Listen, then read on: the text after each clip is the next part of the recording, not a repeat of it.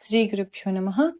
సంపూర్ణ చంద్రగ్రహణం కారణంగా సత్ఫలితాలను పొందే క్రమంలో రాహువుకి సంబంధించిన శ్లోకం, చంద్రుడికి సంబంధించిన శ్లోకం, సూర్యుడికి సంబంధించిన శ్లోకం, రాహుకైతే 18 సార్లు, చంద్రుడికి 12 సార్లు, సూర్యునికి 6 సార్లు చదవడం జరుగుతుంది.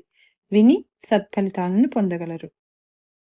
అర్ధకాయం మహావీరం చంద్రాదిత్య విమర్ధనం సింహికాగర్భ సంభూతం తం రాహుం ప్రణమామ్యహం. సరైన రూపం లేనివాడు, మహాపరాక్రమవంతుడు, చంద్రుణ్ణి సూర్యుణ్ణి విరచింపజేసేవాడు అంటే గ్రహణాలను కలిగించేవాడు, సింహికా గర్భాన జన్మించినవాడు. అటువంటి రాహుకి నమస్కరిస్తున్నాను అని అర్థం.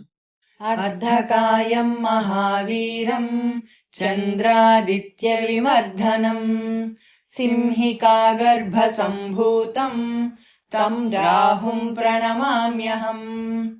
అర్ధకాయం మహావీరం చంద్రాదిత్య విమర్ధనం సింహికాగర్భ సంభూతం తం రాహుం ప్రణమామ్యహం.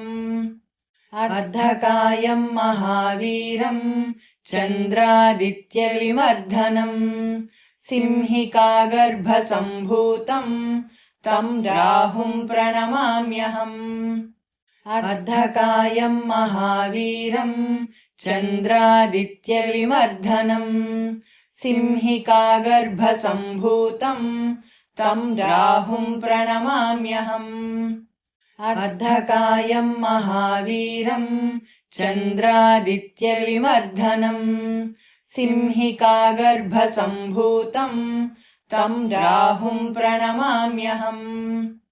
అర్ధకాయం మహావీరం చంద్రాదిత్య విమర్ధనం సింహికాగర్భ సంభూతం తం రాహుం ప్రణమామ్యహం.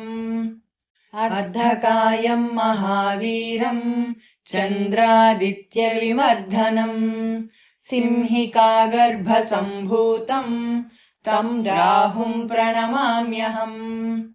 అర్ధకాయం మహావీరం చంద్రాదిత్య విమర్ధనం సింహికాగర్భ సంభూతం తం రాహుం ప్రణమామ్యహం. అర్ధకాయం మహావీరం చంద్రాదిత్య విమర్ధనం సింహికాగర్భ సంభూతం తం రాహుం ప్రణమామ్యహం.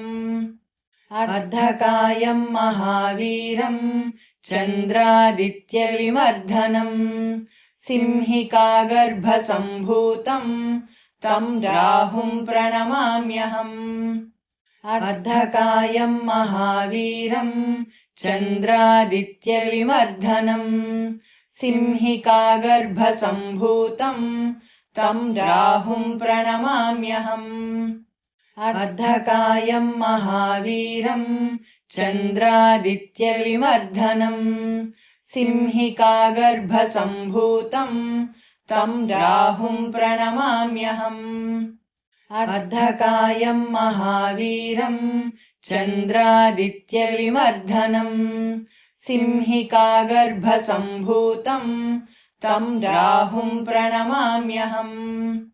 అర్ధకాయం మహావీరం చంద్రాదిత్య విమర్ధనం సింహికాగర్భ సంభూతం తం రాహుం ప్రణమామ్యహం. అర్ధకాయం మహావీరం చంద్రాదిత్య విమర్ధనం సింహికాగర్భ సంభూతం తం రాహుం ప్రణమామ్యహం.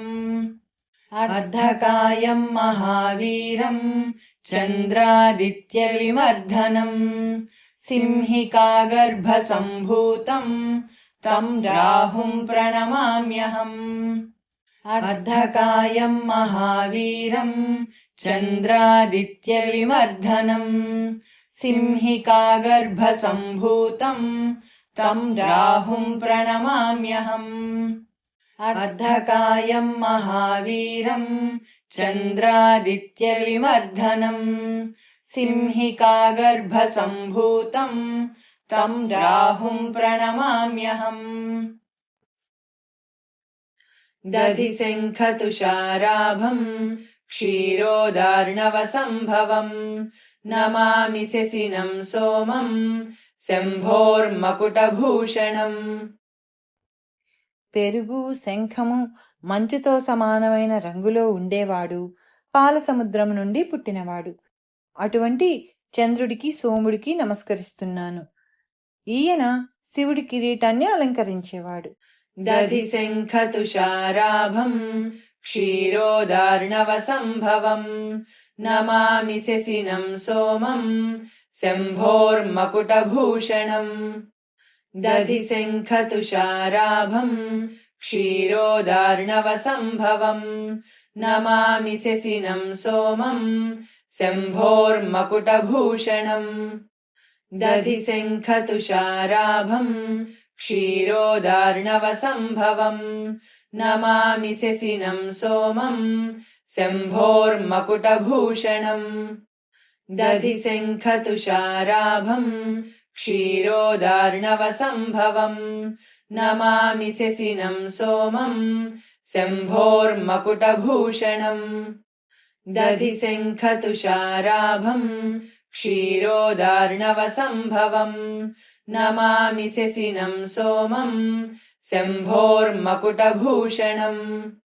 దధిశంఖతుషారాభం క్షీరోదార్ణవసంభవం నమామి శశినం సోమం శంభోర్మకుటభూషణం। దధిశంఖతుషారాభం క్షీరోదార్ణవసంభవం నమామి శశినం సోమం శంభోర్మకుటభూషణం। దధిశంఖతుషారాభం క్షీరోదార్ణవసంభవం నమామి శశినం సోమం శంభోర్మకుటభూషణం। దధిశంఖతుషారాభం క్షీరోదార్ణవసంభవం నమామి శశినం సోమం శంభోర్మకుటభూషణం।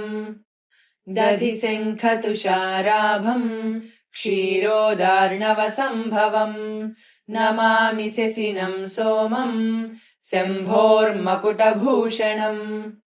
దధిశంఖతుషారాభం క్షీరోదార్ణవసంభవం నమామి శశినం సోమం శంభోర్మకుటభూషణం।